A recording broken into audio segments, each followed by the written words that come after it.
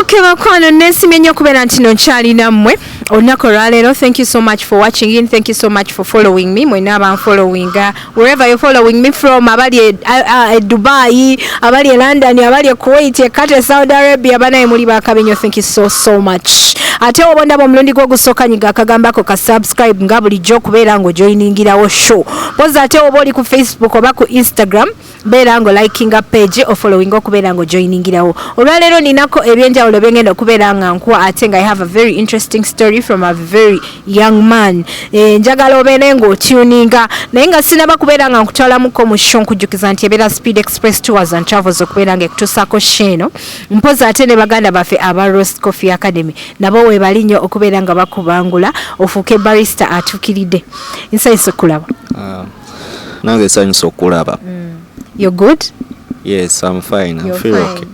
Okay. I'm very excited to host you today. Oh, it's very nice. And I'm very happy to see you. Okay. So kati weyanjulira omuntu atulaba ku show amanya go n'eddoboozi gani? Amanya gange amatuufu pampita Bule Frank. Neyitanga Blaxiology. Blaxiology? Yes. Naye nga amanya go amatuufu ye gwe Bule Frank. So kati ne weetuuma Blaxiology. Okay, so kati Blaxiology kyavaawo? Blaxiology okusooka before kasiza creating erinnya Blaxiology nasooka kweyita Blax ate wenalaba Moze Radio gayita Radiology kati nange nengamba kale kankopemu erinnya Yology nendigattirako Blaxiology. Bambi. Rest in peace Radio, Moze Radio. Ye yali icon we? Moze Radio yali icon wange, yali mukwano gwange, yali omuyimbi asinga mbayimbi ate yali ajagala kuba yali naye amanyi sign language. Yali amanyi muko sign language. Ngazaagala. Naye njagala oyogereko nnyo, siri sure oba nkufuna eddoboozi lyo liriko wansi. Liriko wansi anti nnaye bwe ntyo. Toyogera mpola Anti bwe ntyo. Okay. That's so Let me try my best. You try your best. Okay. Otunuulireko ne ku bantu abakulaba baagala okulaba. Hey guys, and I'm very happy to see you here. Zedi wane sister wange azi wano kunkyaza. When I saw her, amaaso ngamyuse. Yes. Ate amaaso gakumyukidde ki? Atumanyize wendaba omuntu omupya amaaso gakola gamyuka because wendaba ekintu ekipya amaaso gange batwe gabeera. Yes. Like obeera oli excited, obeera otidde, obeera oli ki? No, kale like no omuntu alina surprise yo naye amaaso bwe gatandika. I know. Yeah. Okay. Anyways, thank you so much for welcoming me, for honoring me. And when nakukubide koko kusimu, I was like, maybe you will not respond, but thank you for the good gesture. Thank you so much. Ate webala okunoonyako kuba oyagadde you want to know more about me. So and I'm very happy. Nfunye. Okay. Yeah. Okay, so kati tugenda kubeera tutandikirawo mwena abatulaba oli ku HK Media ate nga amanya n'eddoboozi nze Hadija Kigozo. Olwaleero nina omugenyo no Frank is a very young man. Ye Blaxiology ku Facebook, ku Instagram munoonyeko ate nga ne ku YouTube koli. Yes, I'm always there. YouTube, Facebook, TikTok, yonna wendi. He's a teacher ate nga mwana, you are a teacher, right? Era somesa n'aba celebrate sign language nabo basomesa nange ni muyimbi ate nawe oli muyimbi oyina ne music kola sign language covers for example Wow. For example wowe olimba lw'omuntu n'endufunula mu sign language because kisobola okuyamba bano abatawulira ne bafuna message. Wow, that's so nice. Kati gwali eyo simanyi kiki kyoliko okulaba kubanga abaana we bali wanene ate nga bayiiza ddala. You better buy his covers bambi ne mbeera nga mu promoting you know. So kati njagala okubeera nga nkuzaayo emabega okuva mu buzaalibwa bwo. Wazaalibwawa oviira ku kyalo ki? Ebyo basina bifuna bulungi naye nakulira wano bane bajjajja wange. Wano Makindi. Bane bajjajja wange oba bazaala ate muzeeyi wange yabirekerani yajja wange ne maama wange muzeeyi n'agenda ebweru nandekera mami wange ne jjajja wange ate after that oluvannyuma awo ate maama wange we yagenda byonna babikwasa jjajja yankuza bulungi up to now era akadye nange nokola ki nange nomubeerako gawe yankolera. Yes. Wow. That's so amazing. That's so nice. Okay. So kati okuze ne jjajjaawo okuva ng'oli mu buto. I don't want some questions like to offend you. N'abatulaba omanyi mulina feelings nyingi naddala abantu abali ku Facebook okwo. Mulina feelings nyingi naye nga ebibuzo ebimu byengenda okubeera nga mbuza ku Frank. Sagala mubeere offended, like we really want to know who is Frank, who is Blaxology, what does he do, how did this all start, byatandika bitya. Okay, so kati okuva ng'okyali mwana mutoye wazaalibwa bw'oti?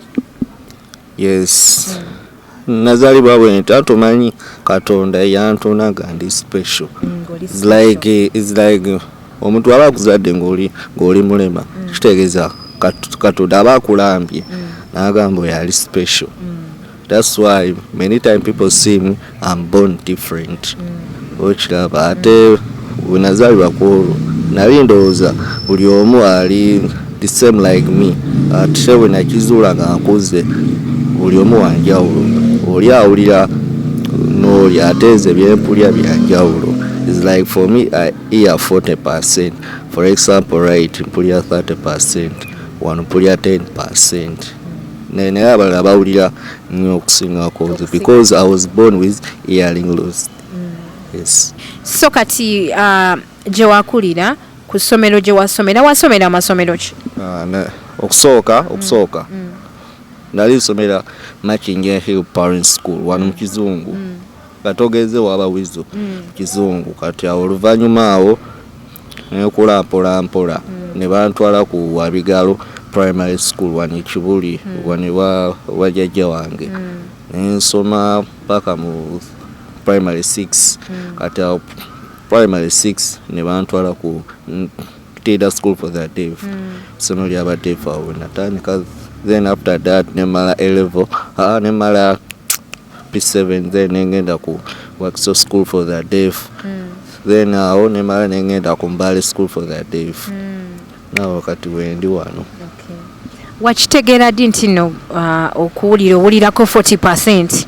Wakitegeera mu stage nti okuwulira gw'owulirako 40%? Awe gandi awo mu P6 nga sinabagenda ku deaf schools. Nali ne senga wange etugenda mu ddwaliro for check up. Kati wamugamba nti senga siwulira bulungi abantu nga boogera? Anti abasomesa bamugamba lwaki Frank tawulira bulungi ne bateeka mu maaso omusomesa byasomesa basikola basibifuna bulungi naye mba ndi wala musomesa apita basiwulira. Naye tunulirako ku bantu omuntu abajja nankona kunaga omusomesa akuyita obasobola ofuna message. Kati awo wenategeera nti nina 40% okuwulira twagenda mu ddwaliro omusawo n'aŋŋamba eyambala headphone eyo kati wowulira sound n'oba decide olina owanika omukono naye kati nasinga kuwulira eno kati ne baŋŋamba onawuliramu 30% awo naye kati wano tewakyawulira bulungi ddala kyokka nagamba mpulira 40%. Yes.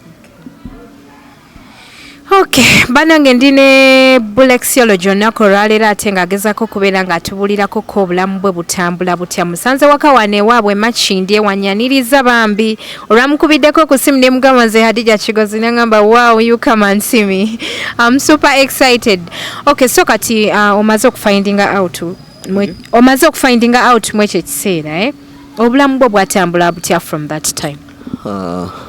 Obulamu bwange bwatambula bwe nali muto wano ewajjajja wange ate nafunanga emikwano mingi ate nalaba abamu kale basobola okuvuma ne bagamba ono galina obuto butono kibiki naye kale kintwala nnyo stress.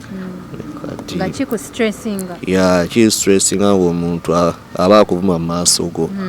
Okiraba n'agamba laba no look at this man with small ear what kale kintwala speed naye kale omuntu bamukola ki bamuleka kuba Katonda yakola ki yantonda nga special kati bwe twatambula ogangenda ku Makinja Hill ku masomero ate amasomero ze facing challenge Siwulira bulungi ate omusomesa byasomesa sifufuna bulungi ate nendaba life is hard stand oluvannyuma awo nebwezijowane waka abanga mbokukola kale sometimes Siwulira ate omuzadde angama Frank Siwulira bulungi is very big challenge my year ate bwe twamane tugenda ku Wabigalo primary school somero lya jjajja wange kati kitegeeza awo baba basobola okudabirira ate awo wali challenge nene nnyo omusomesa asomesa gawakola kigawa wandika ate gayogera ate eri basikola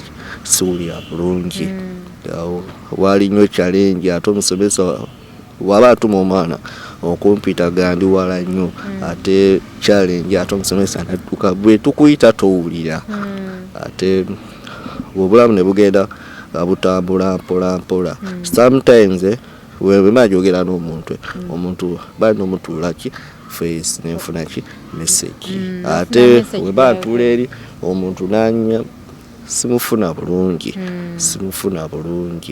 ate sometime mukubo ate motoka zaamuka ate zikuba engome ate sometimes sikola siziwulira ate omuntu agamba va mu kkubo ne facing a new challenge nyingi tambula maaso then nengenda ku school for the day ate awo nafunawo chance engamba abo basobola okukola kikunyambako sign language kati for the first time when I joined essomero eryo wali omuwala ajjaawo nambuuzaako in sign language how are you ate gasibitegeerako yanegamba how are you tawulira kati awo nekola ki nengamba is a challenge kanembuuzaako omusomesa HM nangamba mnyambe kona badde agamba ki that how are you bakisayininga gasibimanyi for the first time gasibimanyi kati nengenda mpaaso ate nebangamba wano wengenda okola ki wengenda otandikira okusomera. Which class was that? Wanje? Which class was that? I was in P7 okusooka wenava eri ekibuli gali mu P6 P7 enjoyining for deaf schools kati awo nensanga challenge simanyi sign language ate kale manyi abaana banyumya nnyo ate ga tobitegeera nengamba kale kafune ka paper ne pen nowandika how are you gabaddamu bulungi mpola nga banjigiriza mu sign language ate nafunako omusomesa mukwano gwange bamuyita Madam Elizabeth omusomesa nafuka mukwano gwange nasomesanga sign language mpola kati wezida mu kibiina okunsomesa ate omusomesa agamba no signing ekyo ate gekisign sikimanyi agamba so following abaana kyebakola kikola ate bangamba be serious you have to learn sign language nenkuma nesoma sign language nembwata bulungi ate sometime amasomero galina challenge abasomesa abamu tebakola tebagaliza n'okuba nze nkola gyogera ate zenjagala abadeefu okitegeera omusomesa wabavuma omudeefu kale for example oli musiru naye ganzi kiwulya naye kale mpulira munda kikola kinuma nengamba ono mudeefu omusomesa avuma oli musiru kati oyo atakiwulidde awulira atya yaba alowooza omugambye ebintu n'atabitegeera naye ganzi bikoze bitegere nemugamba omusomesa akuvumye musiru kati oyo nadduka nakola ki lwaki ovuma ne musiru biki kati omusomesa n'ategeera nti ze nkoze ze mugambye kati awo obukyayi ne butandikira awo nagamba mbyayi simwagala ate biki kale njagala nnyo abadde because I'm also a student. You cannot abuse the student n'okuba tebakola kitebawulira kibi nnyo ate nakuma awo nemala nengenda ewa Kiso School for the Deaf ate nendaba ne challenge. In which class were you ngogenze kuwa Kiso School for the Deaf? Osooka we namala P7 nengenda ntinda nengenda workshop school for the day secondary nenjoininga senior one kati awo wenatandikirawo obulamu awo nensooka nenebuuza abadde bafeelinga batya music, how do they feel the music as a deaf person. Kati nange nabuuzaako pano bange omudeevu nemugamba how do you feel the music, kale music waba ali ku TV mumufeelinga batya, bagamba kale just banyume kale bafeelinga ki beat sound zaayo naye kale tebafuna music message waayo tebamufuna. Kati nengamba oba bakolere ki, nengamba kale holidays nenzire waka nengenda mu YouTube nensearchinga how deaf people feel the music nesanga America bakola sign language covers batranslate olumba lw'omuntu. Nengamba ekyo kiso okunyamba nange nekola kinemba yambako. Kati awo wenakomawo nengamba nafunye idea nengamba yakuba bakolera sign language music namwe mukole ki munyumirwe mwagale music ate basanga nnyo abadeefu bagamba twagala nnyo oyo muyimbi, bambuza nnyo abayimbi bebasinga okwagala. For example Edikenzo bangamba oyo omusajja mwagala nnyo biki nembabuuza muwulira music waabwe abantu bamuwulira balaba videos for example Sitaros ne bazira nengamba abadeefu balina challenge kubanga tebawulira music w'abayimbi. Kati awo nefunirawo chance nempulira music nekola ki nembawamu an example nebagamba ekyo kikola translating oluyimba. Watandika nakayimba ky'oku translatinga? Nasooka kulimba Ramoze radio wenasookera ku oluyimba neera olwo nalukola mu sign language nebagamba ekyo ekino tebakirabangako mu Uganda tebakirabangako. Kati awo nenfuna chance nengamba eyo nja kuba nkikola. Kati n'obulamu kabutambula mpola nenfuna emikwano mingi nensanga abadeefu they are very many talented. Oli angamba abanyi okuzina biki nengamba nengenda maaso. They are very talented They are very talented ate n'okusamba akapiira bamanyi. Ate abantu beri ebweru bagamba abadeefu tebalina kye bamanyi naye ganze mbala abalina talent. That's why omuntu tayiza kuddawo n'agamba bala bakasiru ekigambo ekyo bala bakasiru tebalina bibako ekyo ekigambo ekyo kitegeeza you are abusing them. Naye ekigambo deaf olina okifunula mu Luganda Kiggala okitegeera ate nakibagamba abo abantu abo temubavuma don't abuse them okitegeera. Kati n'obulamu gabutambula nentuka mu senior 2 kati obulamu butambula kandi mu senior 2 nenda abaana boogera about MDD example music drama dance bitegedde bibera dance and drama. Mu ssomero lyammwe eryo nga mulimu abaana boogera ku music dance and drama? Tebuli mwana yenna ayogera apart from me atomanyi ngamba mu sign language yammwe nga mu communicating about music dance and drama. Yes, okay. We communicate using sign language. Ate that year nebanga apuno zembere ze focusing music abalala ba focusing music dance drama biki buli omu ayina responsibility ye. Ati ze focusing on music nenda abaana tebamanyi bya music nembagamba zijafuna time kikoleko ate nensanga challenge abasomesa babamanyira nnyo sometimes kyekisinga okunuma ate abasomesa nebatandika nebagamba munaye okuvuma abadeefu kyangu naye omuntu omu awulira asobola okikola kyatulamu enkisaasaanya. Kati mu ssomero eryo ery'abadeefu waliyoko n'abaana abalala abawulirako percentage nga gwe? Yes, gye bali nga nze. For example oyinza osanga omwana gayogera naye gatawulira, oyinza osanga omwana gatawulira naye gayogera gye bali. Some of them kale bawulirako katundu gye bali ate wetwatuuka mu senior 3 awo nafuna chance ne banga bono balina competition eyo mu town eyo competition ya different groups yaba dev ati essomero lyaffe ne banga mafocusing eki music focusing n'ekino ekirala ne tukola practice ne tukola omanyi music wakola wakuyiiya muyiiya n'owanikamu n'ofuna mpwano bobo boso collaborating naye namukola mu sign language ati twagendeyo mu town ne tukola battle kasita music wange yakola ne tuwangula.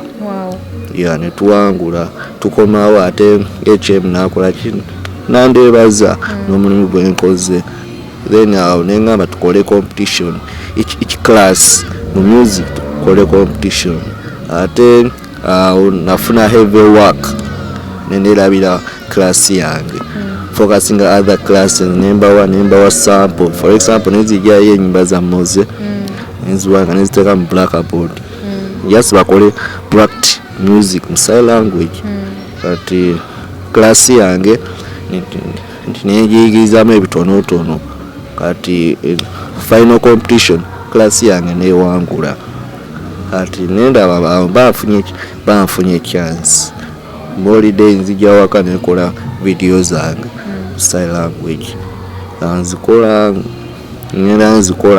mpola kati wenatuka mu 4 before gasituuse mu 4 naina omukwano gwange omuwala yali akajja gamupya ali awo Munyarwanda kale yakajja gamupya nengenda mu doomu kanaba abalenzi ne banzuluka mu doomu ne bagamba bwe wali ekipepi kirungi kiri awo kizi abadde bye bamanyi omanyizo ekipepi yazina omuwala atomanyi abaana kyebanjagaza webalaba ekitu ekipya badduka wange kati wenali naaba ne baŋŋamba bwe wali ekipepi like a new student ngaze ku ssomero omuwala a new student kati nali kyali awo ganaaba abalenzi ne baŋŋamba bwe wali ekiwala kirungi kiri bwekiti ne bunnenerako gabunsika mu kinaabiro ne bunneme ne gamunire kusoke kweso bibirike jakama nsi ngamunire kasoke maizo kwa nzibuka nga sike simulaba nga kasoke nziyo mudomu nzike ebisigo bayisalo lwekulawo kati netuuka mu lujja netuula ne bangamba bwe wuyo omuwala ngamba kale she's very beautiful kale samugoba nnyo antumanya abayizi bangi bali bamugoba bulungi ate nga bamugoba emisinde ku ssomero for example yizo okulaba omuntu omupya naye abalala bamukola bamwegoba ne bamuddukawo naye nze ndi eri emabega atomanye ebyange bwenaba ekintu ekipya sikola kisipapa one day ekintu kijja kubowaringa nange nzije ekyo kibwe kati awo ate ne bambuuza ali mu senior 5 abalala nga ali mu senior 2 abalala nga ali mu senior nengamba I will see her on Monday ate ne musanga mu class siterera mu line nenzunga nengamba Katonda yandetedde bino bisitamanyi adize nenguma kati omwana oyo kakalo manyi omwana aba atya okubuzaako yali affair kati abaana ne bamugamba omulaba amanyi music amanyi dance era amanyi debate nga gwe wamanyi ku ssomero anti bo bampita kabejja lw'essomero lyonna ate omwana yagenda alaba wow that's nice ate 2 weeks so naye soogerangako naye simubuuzangako in 2 weeks kati oyo yafuna chance najja amaaso gange nangamba ayagala muyigirize ki music kati nenziramu nenganda osomyo katukole ki competition eya music neera tugiddemu tugikola ne muyigiriza omwana music bulungi somero leriwa ne class newangula bulungi mu debate tabimanyi nemuyambako omanye omuntu ayinza okulaba ekitu kyafiiri ng'awuli akyagala n'olyoka n'okitereeza n'okisomesa nekitegeera kati n'ozigala omwesiga okusinga abalala. That's why essomero ligamba nti I'm the best, naye abamu bagamba n'okuba saagala abasomesa tesibaagala because tebaagala bateefu. naye ate nga be babasomesa oba okitegeera basomesa abadeefu ate babaagala babavuma buvumi bigambo bingi kati nze nensirika kati omwana oyo yali asoma subject zange. For example nali soma computer CRE kati naye ye najoiningiramu najanga mu kirasi yagala muyigize computer kati omusomesa aba agamba type for computer practical zezija late okitegeera because nange manyi computer nze manyi computer n'otuuka mu computer lab mwana yanterekedde ekifo kyange simugambye omuwala oyo omulungi yanterekera ekifo kyange simugambyeko yadde kati n'otuula next time nenzija late akafo kaakano nkuma ate omusomesa yakola ki yanyiiga agamba next time that day nangamba muyambeko abadde like bamutawaanya abayigiza tebabitegeera enze nvayo nenkola kinemba next time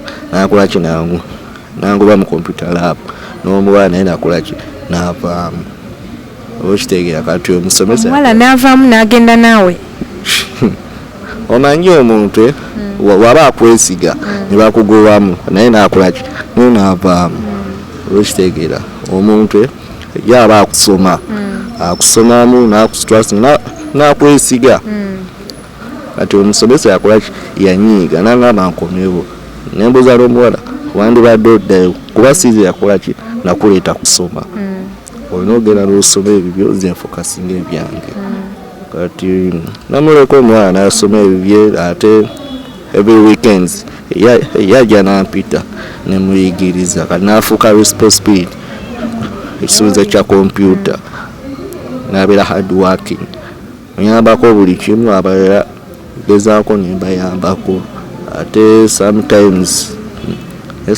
obuzibu bwabaawo siiza nakulimba balina okwogera amazima kati one day waliko deputy oyo yayita abasawo bajje batusomesa about like HIV, how to wear condoms biki kati oyo omusajja oyo yaleeta abazungu bajije batusomese kati one day that day when nali nfuluma nangamba obulaga akamba nambwasa box za condom nazimbwasa nangamba banzitwale nangamba ziwa abaana nenziwa abaana buli omu kamukamu abalala bansaba 8 azibaagala bamanyi 8 ku ssomero nga bagenda zikozesa ki ate eze manyi bagenda zirya bagenda zikusa simanyi kati nze nabwate ezange nangamba ozitwale ngamba bwetugambe tugabe nagetwaleko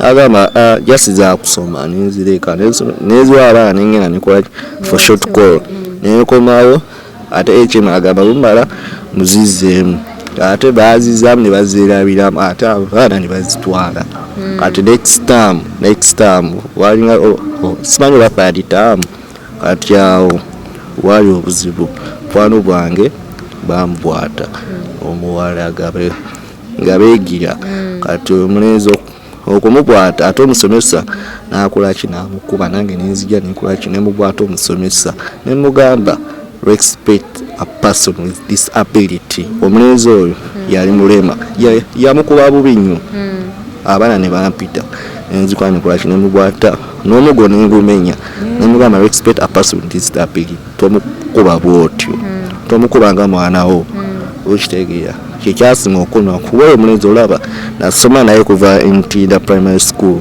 paka mu secondary nasoma naye ati omulenzi n'omwana ne bamubwata ne babatwala mu staff room kati omusajja n'ababuuza kondo mwazitya n'agaana okwogera kati yenkera lwa Monday nengamba gasinenda kyakukola omusajja yajja mu kiraasi n'angamba Frank come enzija n'angamba baŋŋambye kondomu wazimuwa. Omusajja nemunnyonnyola bulungi nemugamba last time abasawo bajja ne batusomesa bwe nali ŋŋenda n'obwasa kondomu n'oŋŋamba nzigabira abaana kati nagabira abaana kati era obwasa obuzibu n'angamba omusajja wamuwadde kondomu kati neŋŋamba kati buzibu ki. Last time omusajja yabwasa box nzigabira abaana ng'alaba HM gaalaba bonna nga balaba kati obuzibu bwe nafunira n'angamba ntuulaawo olina omuzadde wakole ki akuze waka. Okay, apparently are you still in school or you're done with school? Apparently are you still in school or you're done with school? No, I'm not still at school. I'm not. So what do you do for a living right now? Atomanyi kale bwe nava ku ssomero nagamba asakulu kale I still want to go back to school. Naye essomero sometime terineetanga because nze n'omutima gwe nnina gwakwagala okusoma n'abaddeevu ba student naye ga sibasomesa because abasomesa balaba bakimanyi nti njogera sobola okugenda mu gavumenti nembaloopa naye nga babasomesa bayisa bubi abaana babayisa remember they cannot hear balema obayisa bubi obavuma bakimanyi.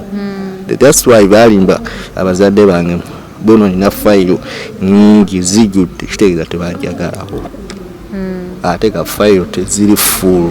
So kati ekyo kyekyakulemesa okusoma wangi ekyo kyekyakulemesa okusoma nova mu ssomero? Yes, kyekyanemesa ate ne bamala ne bakola ki ne bangoba kati before okungoba awo ate najja ne muzeeyi wange najja ne brother wange kati omusomesa HM nangamba apadde red card sita kati awo ng'oli mu kibiina ki?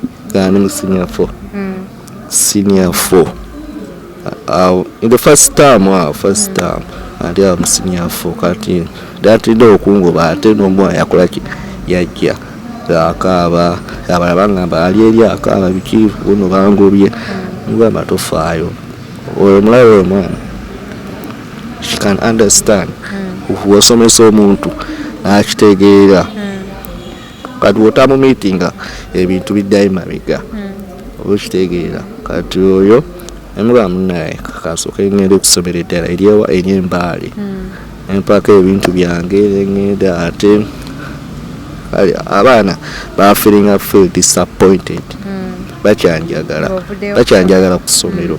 How many years from now? Now it's like 5 years. 5 years back. Yeah, it's like now 5 years. 5 years back. Yeah, still 2018. 2018. Yeah, when that is like half term wow. Half term wow. Second term, first term, the half term after Easter. At when nefuna 1 week nengenda embale. Kati nengenda embale ate somero nungi ate abasomesa. It's the same behavior. Omusomesa nangamba ebyo byakola kusomera eri ewakiso tetubyagala wano. Nangamba it's okay. Nasaba omuzadde wange school fees sente nyingi ate gesomero lisasula 250 kati nze nenkuma omuzadde wange nasasula nakatandika next week netandika ebibuuzo nenfunirawo F9s kasinasoma nenfunirawo F9 second term. So kati muli eri olowooza nti omusomesa ye yakusuula ebibuuzo? Yes, yansula ebibuuzo ate nga nkyalina stress ebyessomero biri bankyagala kuddayo kati nenkuma nensomera awo kutaamu tu nenkomawo nga ndi serious hard working nenkomawo nensoma ate nensangawo challenge HM headmistress oyo kale yavaayo nayogera ebigambo bingi obulo mulaba abazadde be balina ssente biki oyo ali very stubborn yogera ebigambo naye ng'ekituufu wali oli stubborn oba just ng'abaana era? No, I'm not stubborn. Omanyi omuntu for example nga gwe oba ojja wange olina okubeera ki positive naye ojjaga toli positive nawe ojja kulaga nga siri positive kitegeeza tesiri stubborn. Omusomesa ayinza okujja you're reacting to mbeera.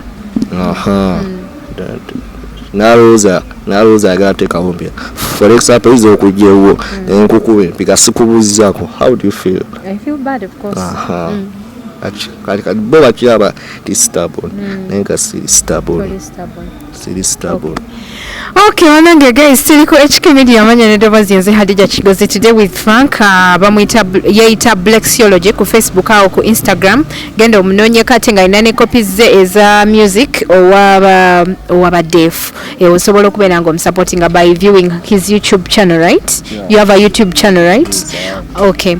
So kati ali mu kututwalamu from his childhood obulamu buze bumutambulira butya. Apparently okuze, how old are you? How old are you? I'm 23. 23. Yeah. Okyali mwana muto. Do you have a girlfriend? Ebintu just byakweya. Lobo oli mwana muto. Lobo odaba n'ebirimu. Oyinza okungamba ndi wa myaka 5. Naye nga ndi 23. Okyali mwana muto. Era ofaanana nga owa 23 and even less. Wadde ni mwana muto naye ndi already a man. Oli already a man. Yeah. Oyinayoko ku girlfriend. Siza na polimba. You're not seeing anybody. Wanje? You're not seeing anybody. Toyinayo bolabayo nomo. Olaba. I want to tell you. In my life. Before we kunyonyodde oyo muwala. Wali oyagala? Only one person.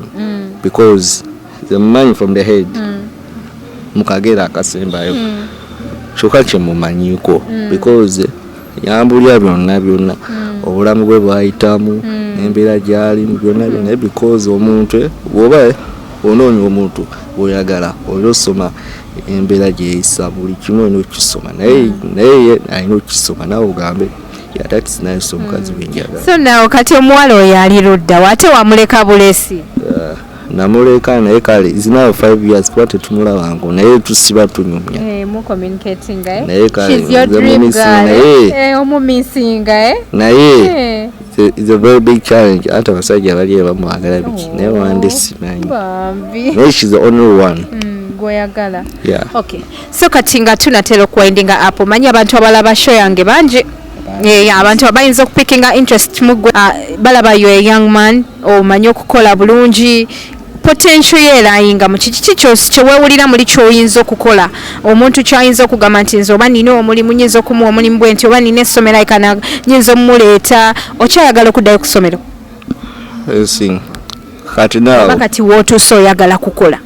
Wentuuse before gasinatuuka nali kyayagala ogenda ku ssomero kati nendaba interest eweddewo ate nafuuka peer educator ku Richard Uganda nafuuka peer education kati nofuuka teacher nofuuka teacher kale just yafuuka peer educator for those people with disability advising biki naye kale olinga omusomesa ekyo kye nafuuka naye gano kubeera artist. Yeah. You want to be a musician? Yes, because my dream was to be a musician. Yeah. Ate one time zene ekintu kyejagala okutereeza. Zene ekintu kyejagala okutereeza. Bulijjo ngenda gukola sign language music because sign language music is a very special silent language for those people with hearing in the world. Bandaba nabo balina okunyumirwa music waffe ezega nkola sign mali jagala support zefunire ka platform nange just bintu byakunoonya majja life is money yes byakunoonya majja nange nokola nze nokwe improving a music kyefuna nange nokyeteekamu ngende maaso and one time njagala kola album banejagala okukola naye before sinakibaga kwanja akola album like zebadde nkola silent music nange n'okuzijjayo ezedde mabiga like for those of Michael Jackson those of Peter Pongole ozo radio nange n'okuzijjayo zikukola mu silent kuba ensi zaagala kulaba sign language music wa Africa atambula yes ate naku zino tandise okusomesa abayimbi sign language. For example, my big brother wange Eddie Kenzo osomesa ka sign language na spelling ake erinnya lye akyagala nnyo ensomesa abaana kyayagala kubasomesa naye obuzibu bwa yeah, it's a dream. I want to do more things, even to be an actor. Yes. Oyagala ku actinga movie okuzanya movie naye nakyo kinokola musala omanyi walako film yebayita Avengers oba Avatar mulimu abadde abazizanya naye bwe balaba ogenega mulimu abadde abazizanya tofuna naffe twagala tukikole wano mu Uganda naffe tulina okukikola kibeewo because toyinza lowooza omudeefu ali awo talina makulu. They are very important people. Bw'osoba bateeka mu kifo kyo ne bakikola. Yes, nange kyebalijagala. Okay, so kati right now obulamu bwo oyagala kubeera ng'okola ki apart from being a musician? Ojja kufunayo ba musicians abakuyambako. Is there anything else that you would love to do with your life? My life is to do music kubanga music mwagala nnyo ku bulamu bwange.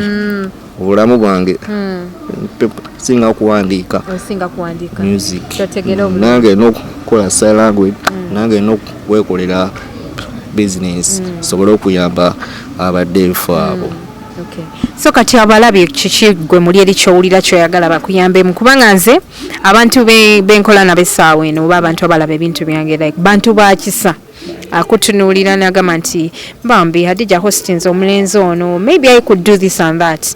Kiki gwe muli eri mu bulamu kye weewulira nogamba nti nze omuntu bwampa ekintu bwe kiti mbeera musanyufu obulamu bwange bwonna.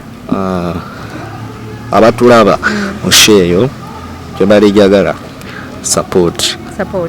Show me love, I also show love. Okay. Remember I'm special. You also going to be special. Wow. Just subscribe my YouTube channel. Okay. Bakizuula official. Follow me Facebook page, Instagram. Ate minaye naku zino siri bulungi. Bulijjo mbeera nina akasimu nekolera video challenge. Video challenge sign language. Somesa abayimbi sign language naye kati akasimu munaye can't take stress. Akasimu bakapa naye just support. Just help me so that I can keep up. You can keep up the good vibe. So wefuna akantu ngende maaso. Yes. Okay, wanange ndoza gwaliyo show erabike kunyumira bulungi nyamanya neddobozi nze Hadija Kigozo yaleero ndine muganda wange Frank Bule atenga erinnya lye eryakozesa erya social media ye Blaxology gendo berengo omufollowingako ko supporting naddala ku YouTube awo ate oberenga supportinga ne mu ngeri endala nyingi nnyo nga bwakugambye sigenda kubeera story nga njiddamu bakwano neyanzanyo mwena abalaba show zange mwena abansupportinga mwena abanfollowinga. Thank you so much. Omwana ngono wabeera ngaali waneno nga asobola okuyiya nagamba nti obwongo kambuteeke ku wansi ntandika okuwandiika mbereko n'ekintu kyentondawo nsomesa abantu nkole music abantu bategeere nti ne deaf community gyeri tunyumirwa music and all that. Mukwano gwe yeetuddeko simanyi kikyotegeeza situka atambulirawo genda weezuule omanyi kyosobola okukola oba oli musambi wa mpiira oba oyagala kubeera presenter oba oyagala kubeera ni ofuneko kko kwegamba ekintu kyokola gwe ng'omuntu. Neyanze nnyo bakwano ebeera Speed Express Tours and Travels okubeera nga etuteekamuko amaanyi ate namwesho ne mbeera nga mugiraba nga bweri poza ate nga ne baganda baffe aba Rose Coffee Academy nabo weebali nnyo okubeera nga bakubangula ofuuke barista atuukiridde. Thank you so much. See you again. One love.